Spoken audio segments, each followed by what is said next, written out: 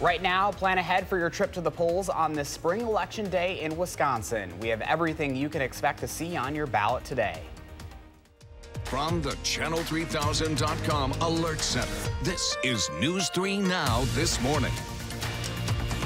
Good morning, everyone, and thanks for joining us on this Tuesday, April 2nd, spring election day here in Wisconsin. You're probably going to want to bring the umbrella with you today, too. Yeah, you need it here in Madison and other areas this morning with some light rain and drizzle being reported across southern Wisconsin.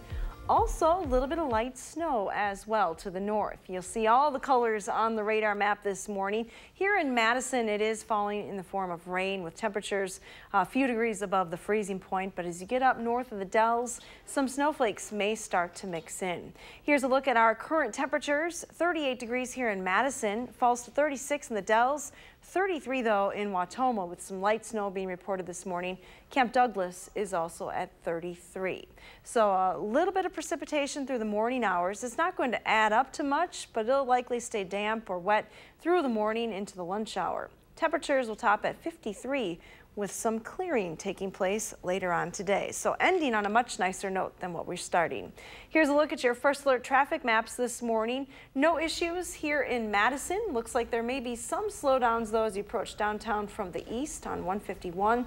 Otherwise, no accidents to report around the area. Travel's still looking good on all those major routes into Madison. And we'll see the sunshine later today, so all around not too shabby. Yeah, always better with the sun.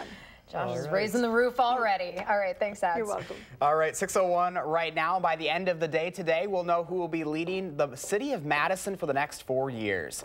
Sadia Rhodes Conway is challenging current Mayor Paul Soglin. Both candidates are advocating for a number of the same issues, like bringing housing and addressing inequity in the community. But they say they would each bring something different to the job. Soglin is the longtime mayor who's been in the role since 2011 after also serving in the 70s, 80s, and 90s, while Rhodes Conway vows to bring a change to Madison. I am a collaborative leader. I'm prepared to work with the county, with the school board, with the surrounding communities to take on the toughest challenges that Madison is facing. I've made a difference. We've seen the consequences of that in terms of the improvement. And my opponents, theorized about it and had a chance on the city council, but really didn't produce anything. Mayor Soglin spent his final day before the election as a guest on the Spanish-language radio station La Movida, while Rhodes Conway campaigned by going door to door on the north side. The only race that will be on every ballot across Wisconsin today will be for the state Supreme Court. Conservative-backed Judge Brian Hagedorn closed out his campaign yesterday with private events in the Green Bay area, while Judge Lisa Neubauer, who's supported by more liberal-leaning groups, spent the day encouraging UW-Milwaukee students to vote. Now, this race is officially nonpartisan, but both candidates have been heavily funded by partisan groups. Both say that will not influence any decisions they make if they are elected to Wisconsin's highest court. What I have presented to the voters is a person who is strongly committed to being fair, impartial, independent. That's what I've done for 11 years.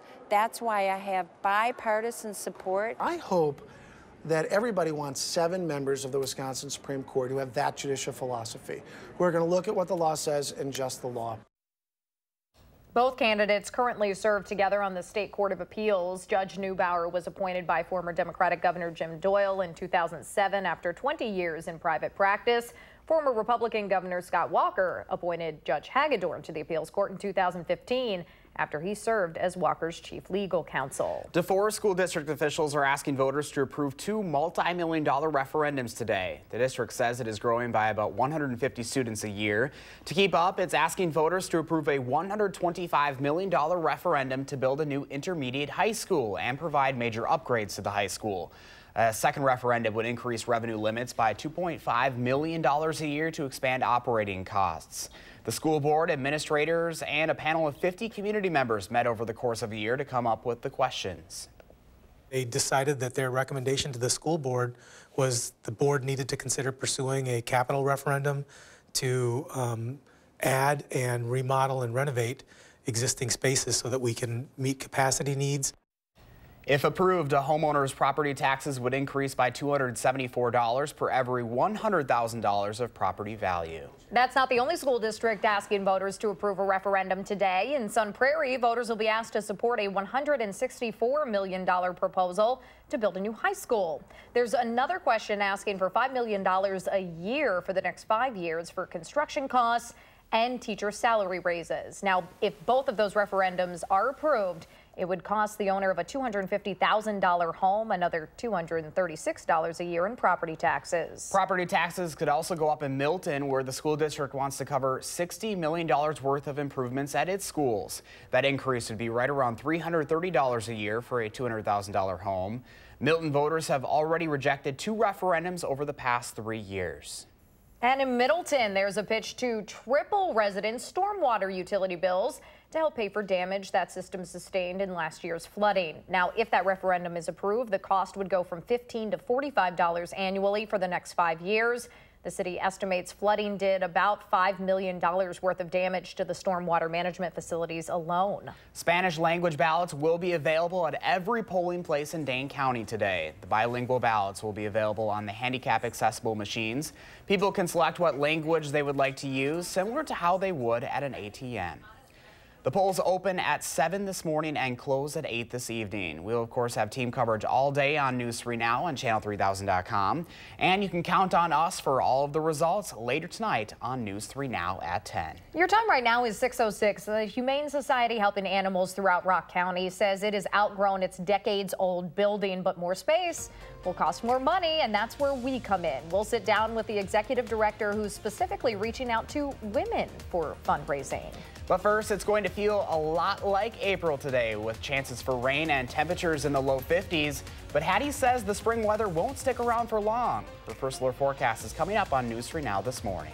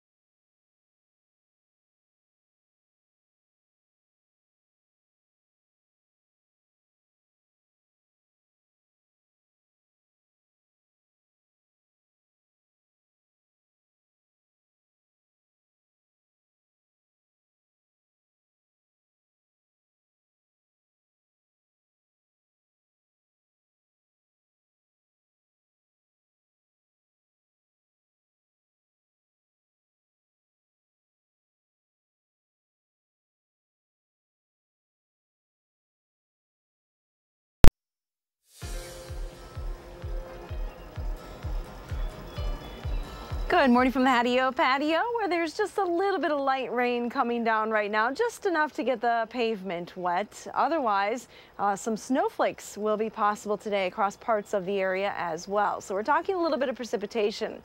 Not a lot of snow left across the Badger States, but there is just a little bit on the ground to the north, as well a bit here in southern Wisconsin after a little bit of light snow overnight. Take a look at Doppler track and it'll show you that there's a fairly narrow band of precipitation tracking across the state right now. There is some snow associated with this band. Wautoma has reported some light snow in their latest hourly observation. Otherwise, here in Madison, it's falling in the form of rain. Our temperatures are definitely warmer than they were yesterday. Skies are cloudy. It's a very gray, damp start to the day across southern Wisconsin. No issues with fog or visibility here in southern Wisconsin, but it is reduced just a little bit to the north and east. Juneau and Fond du Lac reporting just a little bit of reducing the visibility down to about 1.5 to 2.5 miles there. Temperatures, though, are warmer. 5 to 10 degrees warmer than we were this time yesterday. Here are the actual numbers. And the temperature is critical with that precipitation moving through the region. It's 38 here in Madison, 39 in Lone Rock, still 40 in Monroe, and 41 in Janesville. To the north, though, Camp Douglas and Wautoma are at 33 degrees. Winds are very light this morning. They definitely died down overnight after the strong gusty winds that we had yesterday. Future track wind speed through the day today shows you that winds will be from the west, but not as strong, 8 to 15 miles an hour today, as opposed to those 30-mile-an-hour wind gusts yesterday. Your future track forecast model takes this narrow band of precipitation through the area through the morning. It'll be a rather slow-moving band, so still by lunchtime we could see some raindrops or even just a few snowflakes well off to the north and east. Clears out pretty quickly, though, for the afternoon, with some sunshine and highs back in the lower 50s. Skies should stay partly cloudy overnight tonight. There may be a few sprinkles possible as a weak front moves through. Otherwise, our next best chance for rain comes late Wednesday into Thursday. Temperatures will be a little bit warmer tomorrow, but overnight we're still dropping to around the freezing point, so some snow may mix in. We're still on track for a warmer weekend, though. Added a chance for rain on Sunday, but temperatures look like they'll climb into the 60s both Saturday and Sunday. Now let's get a look at your traffic report this morning. Roads are a little wet here in Madison. We'll see what Josh Tim has to say. Good morning, Josh. Yeah, even with the wet roads, we're starting off moving all right on the Beltline so far. No major delays showing up east or westbound. Checking out other roads here in Dane County, there are a few brake lights near Stoughton Road and Verona Road near the Beltline ramps. All good downtown on campus. Volume not a factor at this point. And other routes heading into the city, they're moving at the usual speeds with no major crashes or issues. Your First Alert Traffic, I'm Josh Tim. Thank you, Josh, and thank you, Hattie. All right, so the Humane Society of Southern Wisconsin has been rehabbing injured animals and helping them find forever homes for decades now. Over that time, their 40-year-old facility has gotten plenty of use and is now in desperate need of an upgrade. Executive Director Mike McManus joins us this morning to explain why they need your help. Good morning. Thanks for making the drive up. Thanks for having me. So the biggest thing, you guys are in need of some major space upgrades. Space is going to be a real winner for us. So we're in a 9,000 square foot facility, and we hope to build one that's about 21 to 23,000 square feet. Mike, for anybody who hasn't been to the facility, can you paint a picture for us of what you guys are dealing with right now and kind of the challenges, we'll call? We're a little bit off the beaten path to start with. Sure. On a side of Janesville that not too many people probably are in often. The facility itself was built in 1974 as an animal holding facility. Basically, we've turned it into an adoption center. In 9,000 square feet, you only have so much room for so many dogs and so many cats and whatever else may happen. Today, we do surgery for spays and neuters in a box truck behind the building. Wow. Because we just don't have the space for it. Yeah. And you're seeing more and more animals coming in, too. The strays are up, the seizures are up. This past year, with surgeries, with strays, with adoptions, we saw close to 5,000 animals in our facility. Wow. And that's compared to how many? How much is that up by? Well, it's about 300 or 400 more than the year before. Yeah. It keeps rising. That's the sad part is it does keep going up. We still try to do our low-cost spay and neuter program to help keep it down, but it's a fight. Yeah. So the land is already purchased, but now we need help building the actual facility itself, right? Exactly. We had a very generous estate donation that helped us purchase the land, which is now smack dab in the middle of Rock County. It's right on Highway G, just south of the Dollar General warehouse.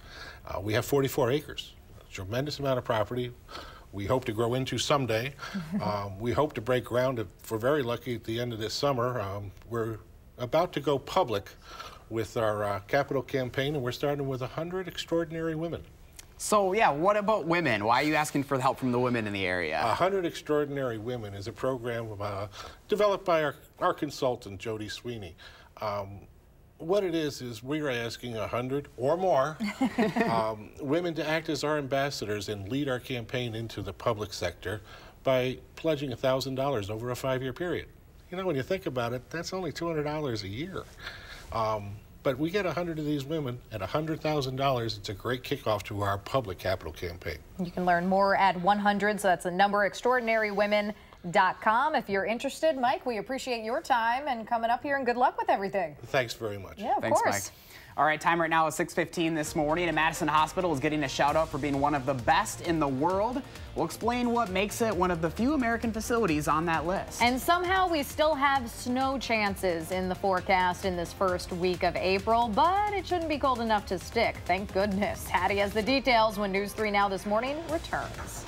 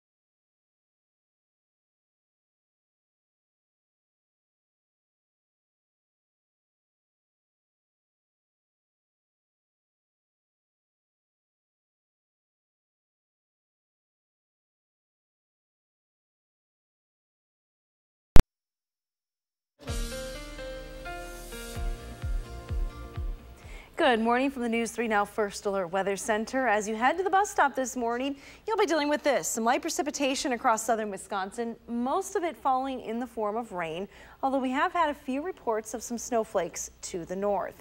It'll stay damp through the morning hours. Temperatures are right around 38 here in Madison, dropping now to 35 in the Dells, still holding on to 41 though in Janesville. So here's a look at your bus stop weather forecast. Kind of a dreary start to the day with temperatures in the upper 30s, but some clearing expected for the afternoon with high temperatures in the low 50s. Have a wonderful day. All right, Hattie, thank you so much there. All right, your time right now is 6:20 out there, and the UW Carbone Cancer Center is about to get a nearly $17,000 donation, all thanks to a family in Portage doing something good. The Bowers own J&J Fireball Lanes and started a bowling fundraiser 2 years ago with the help of their business partners and friends. They started that event after Denise Bowers got cancer and wanted to give back to the place that helped her so much. The first year, they raised more than $10,000, and Denise wanted the money to go toward waiting room chairs, knowing just how uncomfortable they can be when you have to sit there for long periods of time. I've spent a lot of hours there. You know, waiting for doctor's appointments, waiting for chemotherapy. You go in. I think we'd get there at 8 o'clock in the morning, get out of there at 4 in the afternoon. I mean, it's an all-day ordeal. So this year, the Bowers are donating nearly $17,000 that they raised to lung cancer research. That's in honor of the former owner of the bowling alley who lost his battle 2 years ago. A Madison hospital is being recognized as one of the best in the world. Newsweek is including University Hospital in its first ever top 100 global hospitals list. It's one of only 25 American hospitals on that list, which includes 11 countries around the world. University Hospital also ranked 14th in the magazine's list of the 250 best hospitals in the U.S. The rankings are based on recommendations from thousands of doctors and healthcare professionals, patient experience, and other factors like quality of care and patient safety. Apparently, April is Stress Awareness Month, and lucky for us, Wisconsin is among the least stressful states to live in. That's according to Wallet Hub, which looked at stress linked to work, finances, family, and safety and health. That included 40 different factors like bankruptcy rates, emotional support for parents, getting adequate sleep, and mental health concerns. And it found that the Badger State is the 8th least stressed out in the entire country. Our neighbors in Minnesota are the least stressed, according to the ranking. Louisiana is the most stressed on that list. I think we have the best state up here, that's why. There you have it, 6:22 right now. And after a solid showing in last fall's midterms, political experts are wondering just how many college students and young professionals will show up at the polls today. And although the state budget is still in the works, a new report says Governor Evers could face a large shortfall in the next fiscal year. The day's top stories are straight ahead on News 3 Now this morning.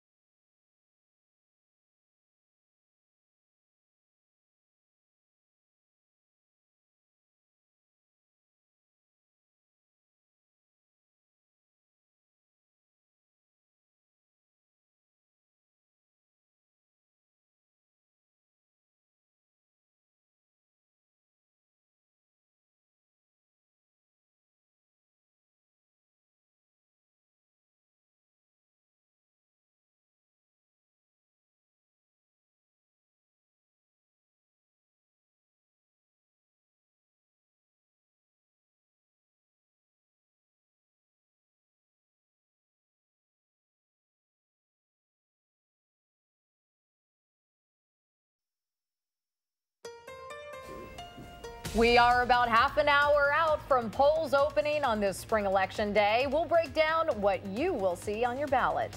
And Minnesota could become the second state in the country to force opioid manufacturers to take responsibility for their role in an ongoing epidemic.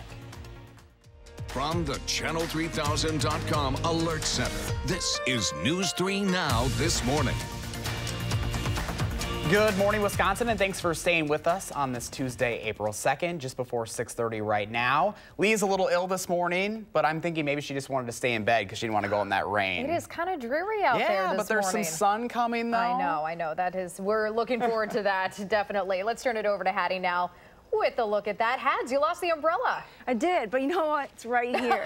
Because I don't trust being able to make through the next 2 minutes without any raindrops falling. You're right. It is kind of a dreary start to the day today. Here's a live look from our Queen Bee Radio Skycam in Platteville.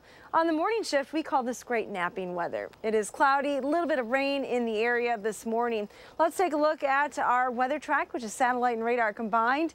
Pretty busy this morning with a narrow band of rain and some snow across southern Wisconsin. Now, most of the snow reports that I've been able to find have been just a little bit north of our area in the Stevens Point area and Wautoma, but there may be a few snowflakes mixing in north of the Dells, where temperatures are pretty close to the freezing point. This band will work its way through the region and keep things a little bit on the wet side through the morning hours, but we do have some sunshine for the afternoon. Here's a look at our current conditions. It is 38 here in Madison, 36 in Watertown, 35 in the Dells, and 38 in Platteville. Camp Douglas, though, is at 33 degrees. Your temperatures over the next several hours on this election day will climb into the 50s this afternoon. Winds aren't going to be as strong as they were yesterday, and we should have some sunshine late today. So a nice improvement compared to where we're starting. A look at your traffic maps this morning will show you that there are no major issues here in the Madison area. Just the usual crowd showing up on the Beltline at Stoughton Road right now. Otherwise, drive times into Madison still looking pretty good. Looks like you're going at posted speeds with no accidents to report. So good news, roads are a little wet this morning, but no issues right now. That is some good news to start off the day. We always appreciate that, and hey, sunshine at the end of the day, we'll look forward to it. That's true. All right, Hattie, thank you. You're welcome. So again, polls open in the next half hour across Wisconsin, and one of the biggest races Madison voters will see on the ballot today is for mayor. A win for current Mayor Paul Soglin would continue his long tenure in office. Soglin served terms in the 70s, 80s, and 90s and has been back in charge since 2011. Challenger Satya Rhodes Conway has served 6 years as a city elder and is now head of a nationwide mayor think tank at the UW. If she were to win, she would be the first openly gay mayor of Madison. Both have primarily been campaigning on issues like affordable housing, climate change, flooding concerns, and policing.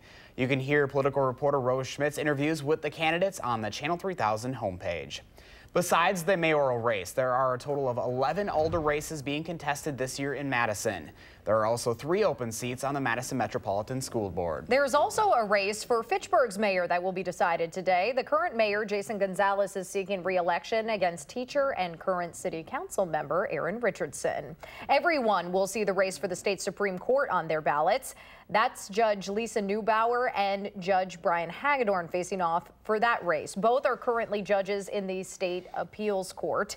The race is officially nonpartisan, but Judge Neubauer has been backed by liberal groups, while Judge Hagedorn has been supported by conservative organizations. The winner will serve a 10-year term on the bench. The Dane County Clerk is predicting around a 45% turnout today, and after last year's midterm election turnout, many are wondering if young voters will come to the polls in big numbers. An estimated 80,000 more young voters showed up for the 2018 midterm.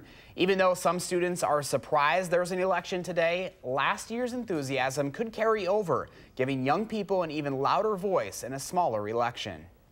The local race, the mayoral election, is definitely something that affects students, and so definitely something they should care about, I would say. Groups from both parties have been working to get more young voters to the polls, including Next Gen and College Republicans. Just a reminder, the polls open at 7 o'clock this morning and close at 8 o'clock tonight. We will have team coverage all day right here on News 3 Now and, of course, Channel3000.com. And you can look for the results later tonight on News 3 Now at 10. Just into the Channel 3000 Alert Center this morning, the Janesville Fire Department says the Red Cross is helping a family after a fire caused an estimated $40,000 worth of damage to their home. That fire happened in the 1200 block of Academy Street, that's southeast of the Dollar Tree store. It happened just before 11 o'clock last night. Crews were able to put out the fire pretty quickly. Everyone did get out okay, but one person is recovering in the hospital this morning. One animal was rescued, but a cat did die in the fire. The cause is still under investigation. And speaking of fires, there is a warning about keeping certain lighters and other tools away from children after officials say an 8-year-old started a fire in a Cambridge apartment complex over the weekend. Dane County deputies now say that child was playing with a torch lighter when a couch caught on fire. The family tried to put out the flames themselves, but couldn't get the fire under control. The building is just a couple blocks from the Cambridge Fire Department, so crews were able to get the fire out in about 20 minutes. Still, though, this fire did about $300,000 worth of damage. The village's fire chief says this is a reminder to parents to keep things like lighters out of reach. Certainly we want to have the kids aware that these things are real dangerous, especially in a building, whether it's out of a building or in a building, but inside a building, if things start quickly and people can be in danger. The Red Cross is now helping the residents who were displaced by that fire. Developing this morning, lawmakers in Minnesota are working to pass legislation that would require drug companies to help pay for their role in the opioid epidemic. The Senate approved the bill on a 59-6 vote yesterday. It's a bit different from the one the House passed 2 weeks ago, so after a committee drafts a compromise, it looks almost certain some version of this bill will become law. Both versions would sharply increase the annual registration fees for pharmaceutical manufacturers that sell opioids, and that money would go to prevention, education, and opioid addiction treatment programs. New York is the only other state where opioid companies are required to help pay for the costs of responding to the opioid crisis. At the state capitol back here in Wisconsin today, Republican lawmakers will continue to work on their own version of the budget. Meanwhile, representatives with the UW system will break down how Governor Evers' plan would affect its universities. That panel happens from noon to 1:30 in the Education Building on Bascom Hill.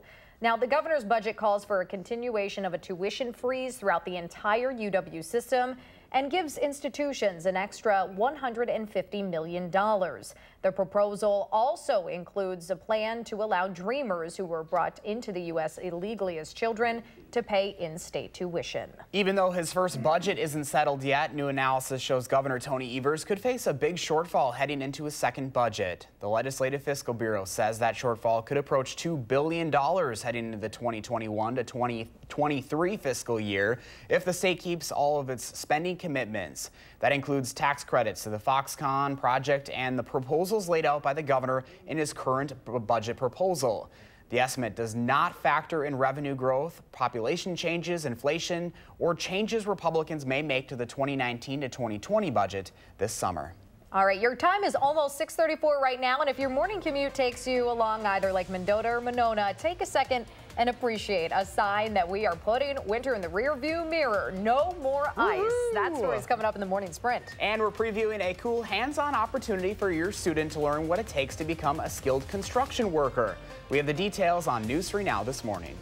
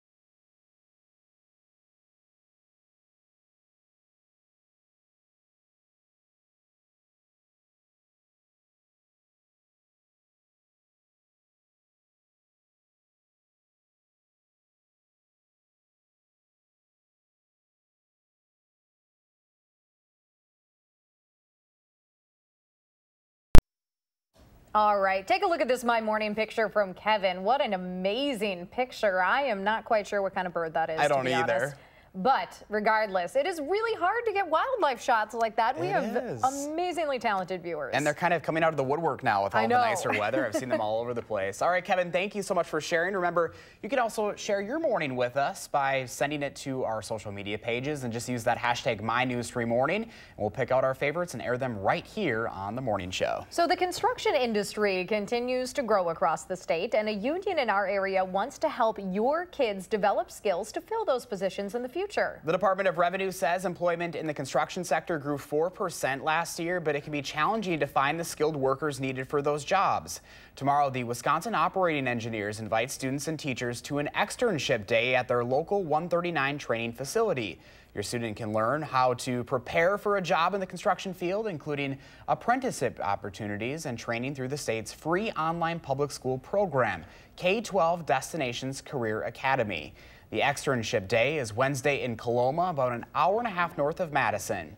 You can register online at buildingwisconsintogether.com. All right, 6:38 right now. We do have some clouds and scattered showers to start the day, but Hattie says the sun is going to peek out for a pretty nice afternoon. Gloomy out there on the lake, though, this morning. Hattie's first alert forecast is coming up. But first, it is April 2nd, and we want to wish a happy birthday to Bryce and all of the kids turning 3 today. Look at that cutie. Thanks for celebrating with us on News 3 Now this morning.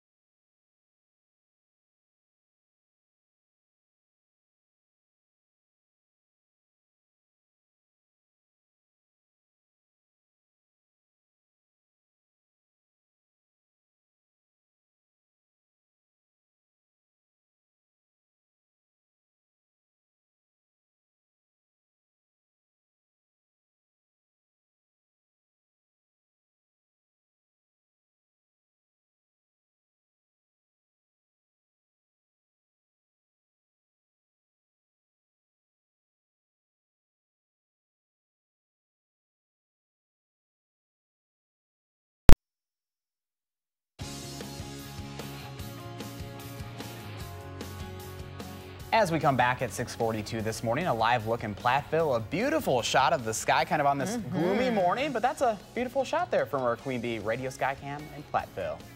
All right, here's a look at what's trending this morning. Your grocery bill from healthy items at Whole Foods will cost less starting tomorrow. Amazon is cutting prices for the third time since it bought the chain 2 years ago. Starting Wednesday, Amazon says customers can expect to save an average of 20% on produce. The company will also double the number of weekly deals for Amazon Prime members and give them 10% off hundreds of sale items throughout the store. This story is getting a lot of attention on Twitter this morning. A Bloomberg opinion piece argues that Walmart is beating Amazon when it comes to the $35 billion grocery pickup market. That article says traditional stores are better suited to start curbside pickup services compared to Amazon, which only has a handful of physical stores. Both Walmart and Target say they are seeing high customer satisfaction numbers for their curbside pickups and grocery pickup accounts for almost half of Walmart's sales growth over the past year. All right, get the glow sticks ready, or maybe just light some citronella candles to help the cause. A new study shows a certain kind of electronic music could help repel mosquitoes. We'll just see about that. The BBC cites a study conducted by a team of international scientists finding certain sounds can affect mosquito reproduction and population maintenance. Researchers tested a song by dubstep artist Skrillex and found the mixture of high and low frequencies distracted females from biting people.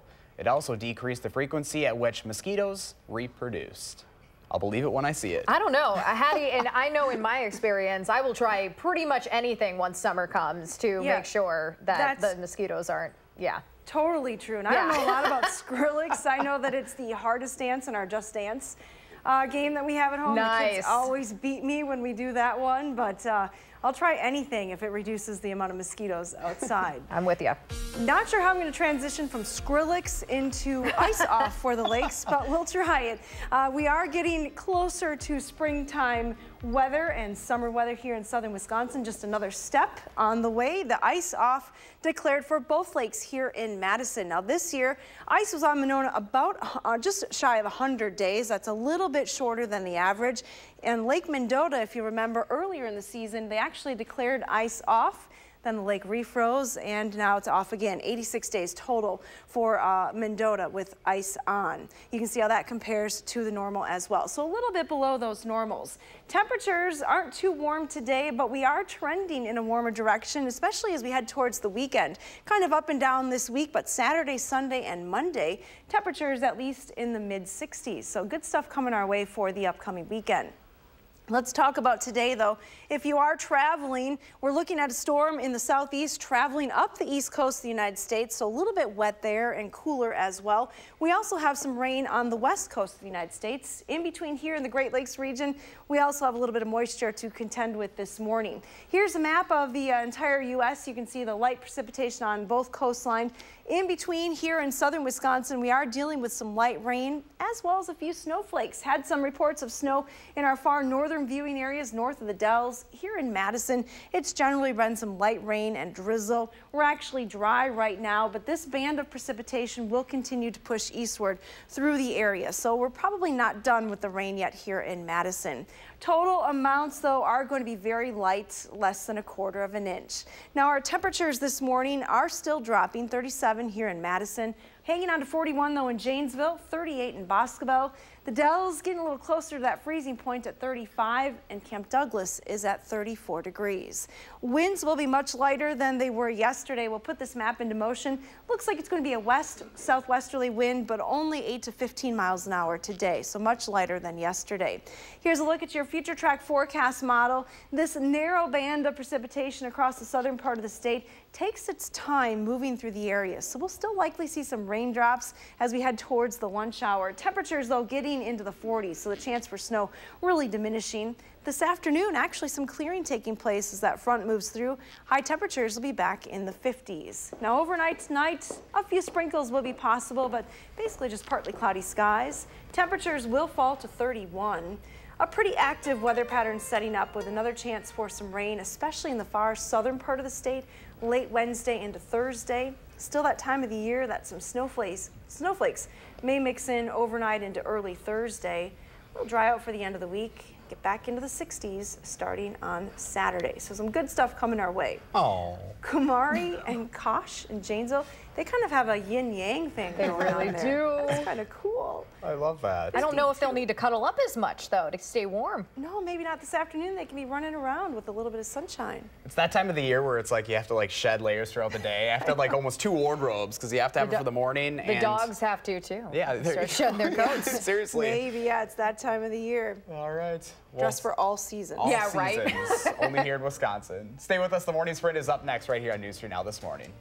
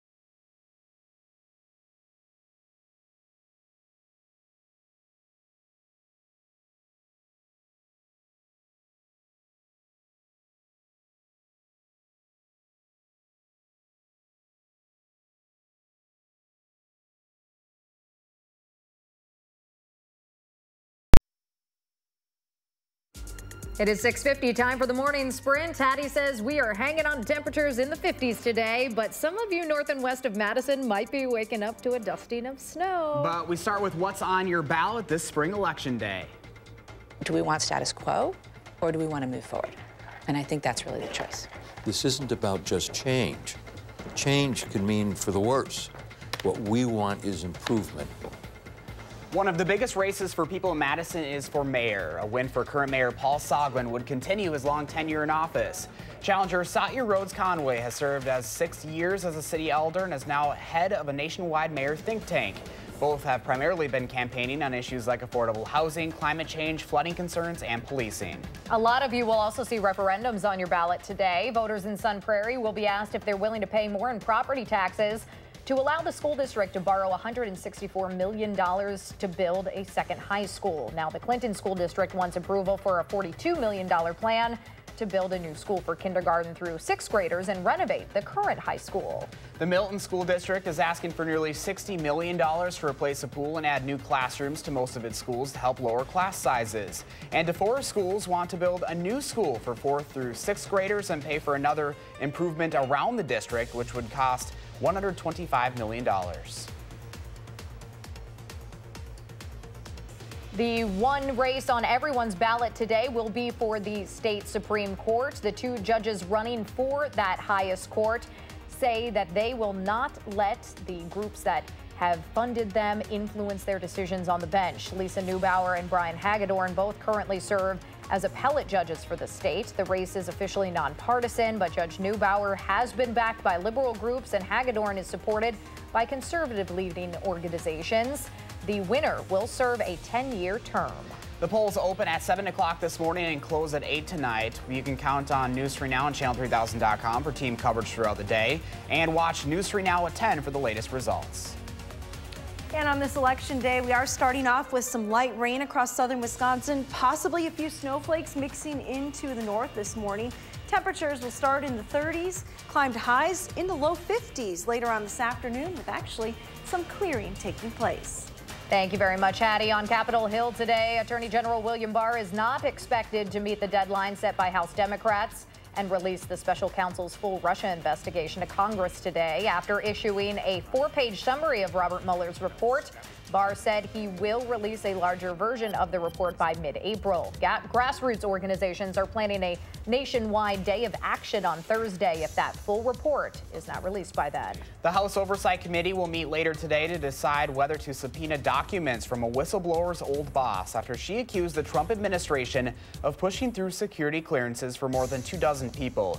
Tricia Newbold says those clearances were given despite disqualifying issues in their background checks, including possible foreign influence. Lawmakers in Minnesota are working to pass legislation that would require drug companies to help pay for their role in the opioid epidemic. A committee is working on a compromise between two slightly different bills. Both versions, though, would sharply increase the annual registration fees for pharmaceutical manufacturers that sell opioids. That money would go toward prevention, education, and addiction treatment programs. Madison police are investigating a pair of overnight robberies. The first happened on the city's north side at the Family Dollar store near Warner Park. That happened just after 6 last night. Police say the male suspect grabbed the clerk and threw him to the ground before taking money from the register and running away. The second robbery happened just before 9:30 at the 7-Eleven along the Beltline just off Todd Drive.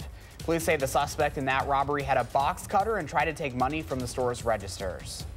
Certainly we want to have the kids aware that these things are real dangerous, especially in a building, whether it's out of a building or in a building, but inside a building, if things start quickly and people can be in danger. The Cambridge Village Fire Chief is reminding parents to keep lighters away from their kids after officials say an 8-year-old started a fire at a Cambridge apartment complex over the weekend. Dane County deputies say that child was playing with a torch lighter when a couch caught fire. That spread and caused about $300,000 worth of damage. Even though his first budget isn't settled yet, new analysis shows Governor Tony Evers could face a big shortfall heading into his second budget. The Legislative Fiscal Bureau says that shortfall could approach $2 billion heading into the 2021 to 2023 fiscal year if the state keeps all of its spending commitments. That includes tax credits to Foxconn and the proposals laid out by the governor in his current budget proposal.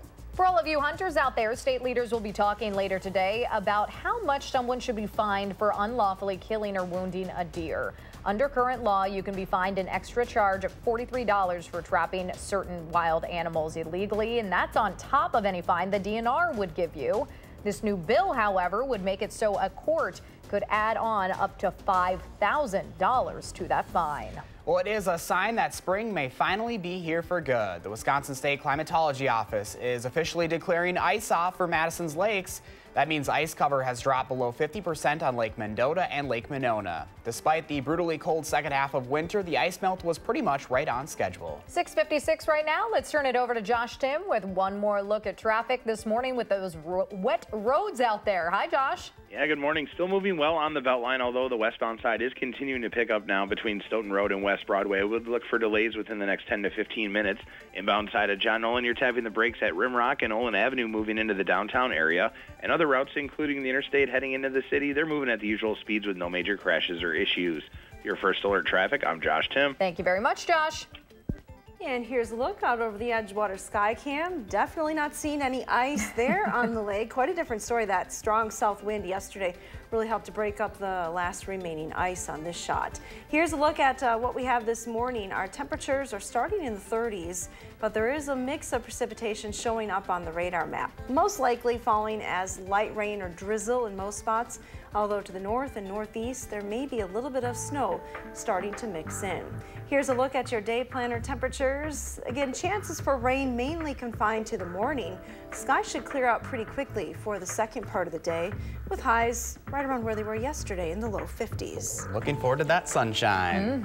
Most definitely. Thank you. Thanks for joining us. Polls open here in just a few minutes. Stay with News 3 Now for all the day. In the meantime, make it a great day, everyone.